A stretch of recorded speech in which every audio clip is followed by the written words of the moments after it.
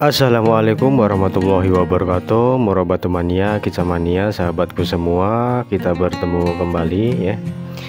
Pada kesempatan kali ini kita akan membahas tentang kenapa sih murai batu ketika kita gantengkan kok dia itu nebok ataupun turun ke dasar sangkar ya. Nah, pada perlombaan murai batu kebanyakan adalah murai batu yang sudah mapan ya. Entah itu lepas bahan tetapi sudah dirawat beberapa tahun, beberapa urakan. Kemudian ini adalah hasil tangkar yang dia itu sudah mengalami 4 ataupun 3 kali mabung. Nah, itu kan bisa disebut juga adalah murai batu yang mapan. Nah, ini pengecualian untuk burung murai batu yang pastol tentunya ya. Artinya dia itu sudah terkondisikan dengan lingkungan manusia ya. Karena kalau belum terkondisikan maka apa yang terjadi ya? Tentunya murai batu akan sibuk berusaha untuk keluar kandang, menghindari perlombaan. Ya karena takut dengan keramaian kan itu ya teman-teman ya. Biasanya ada yang jinak, ada juga yang manja, ada juga yang cuman semi jinak. Ya di situ ada juga yang di set kenyang sebelum naik, ada juga yang di set setengah kenyang ya. Ada pula yang di set biasa-biasa saja, dalam arti dia itu tidak diberi makan sama sekali. Yaitu kalau si perawat murai batu memberikan colokan tentunya juga harus menyesuaikan dengan kondisi si murai batu. Nah itu. Dan untuk kasus murai batu yang turun itu tentunya adalah banyak faktornya. Kita bisa analisa dari tingkah laku ya, atau cara dia itu turun disertai yang bagaimana. Nah, mari kita menganalisa murai batu yang turun itu dari gerak-gerik dia ya. Misalkan saja murai batu ketika digantangkan, nah dia itu bunyi ya. Bunyi kemudian pas ada juri dan korab saja yang berada di bawahnya gitu. Tapi dia itu cara bawahnya dia banyak jeda.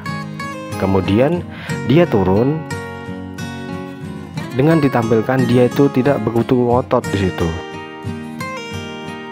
Kemudian agak lama dia itu di bawah.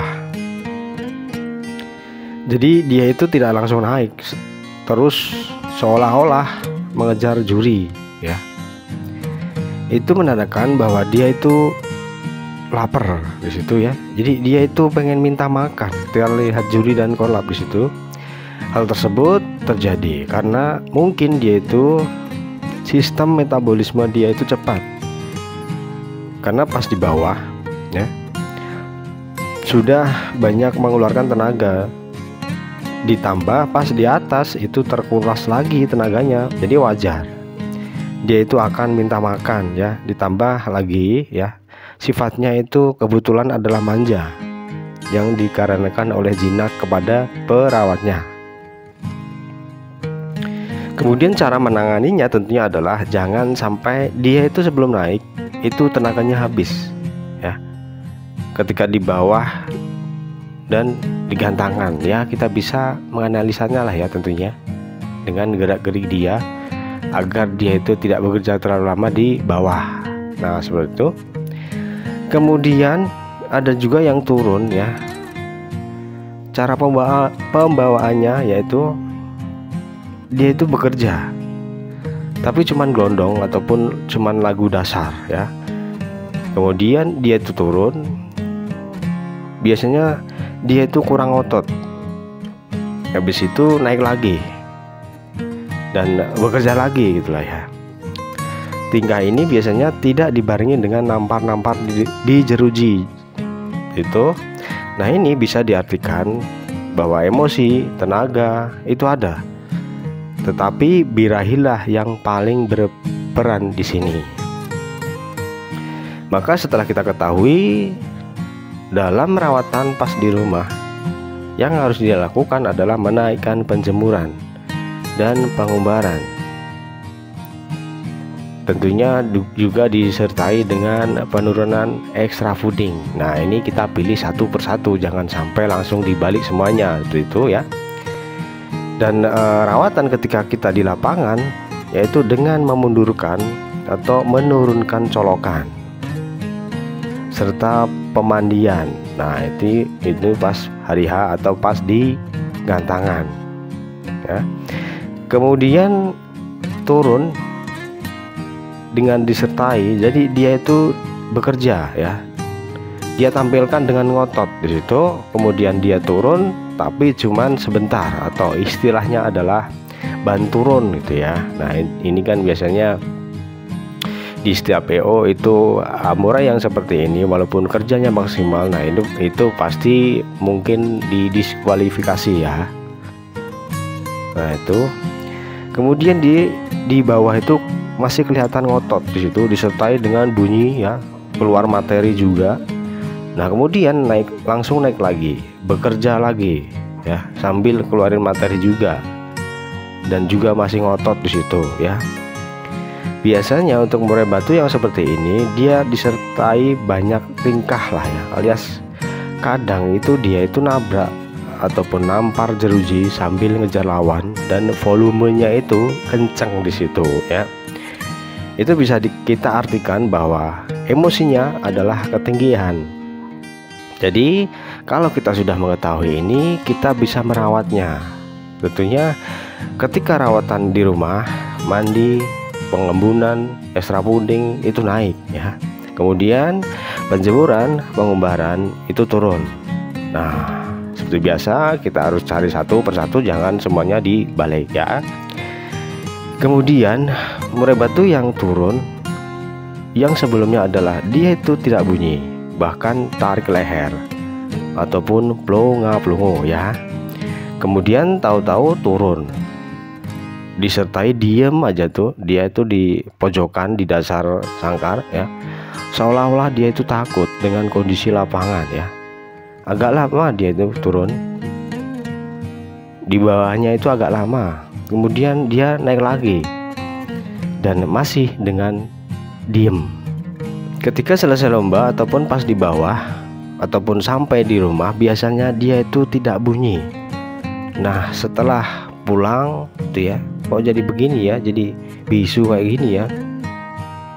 Padahal biasanya kalau di rumah itu dianya bunyi. Nah, ini setelah gantang kok tidak bunyi. Nah, ini kita bisa artikan bahwa ini dia itu drop mental di situ ya, ataupun kalah mental di situ ya.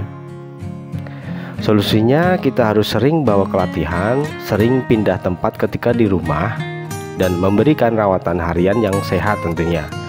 Ya, seperti video yang sudah saya buatkan tentang rawatan harian dan cara melatih mental ya.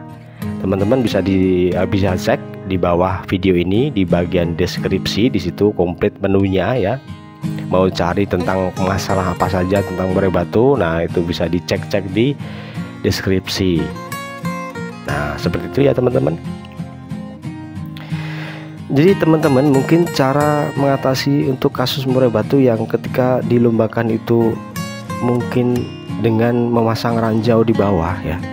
Ada yang pakai ranjau karpet kayak rumput lancip-lancip itulah. Ada yang juga pakai plastik, ada yang pakai daun pohon jati, ada yang pakai daun pohon pepaya, ada yang pakai bola-bola warna-warni kayak pelangi kayak ingin mandi bola ya. Nah, semua itu hanya membuat takut si murai batu sebenarnya ya.